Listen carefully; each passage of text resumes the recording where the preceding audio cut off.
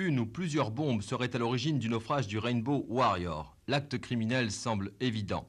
Les hommes grenouilles de la police néo-zélandaise ont découvert un trou de plus de 2 mètres de diamètre dans la coque du bateau.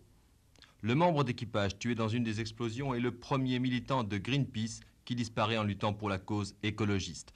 Ce mouvement est né dans les années 70, composé tout d'abord de jeunes Américains opposés à la guerre du Vietnam, des Américains qui voulaient la paix verte, Greenpeace en anglais. Première action d'éclat en 72, les militants de Greenpeace tentent de s'opposer aux essais nucléaires de Mururoa. La marine française les arraisonne, mais le mouvement est lancé, surtout dans les pays anglo-saxons. Des campagnes sont organisées pour la protection des baleines et des bébés phoques, avec un très fort impact sur l'opinion publique. Greenpeace se bat ensuite contre les déversements de déchets radioactifs dans les océans. Il s'agit toujours d'opérations commando non violentes, avec beaucoup de courage, mais aussi avec un certain art de la mise en scène. Ces militants écologistes donnent l'impression d'être partout, même s'ils ne possèdent que 4 bateaux en tout et pour tout.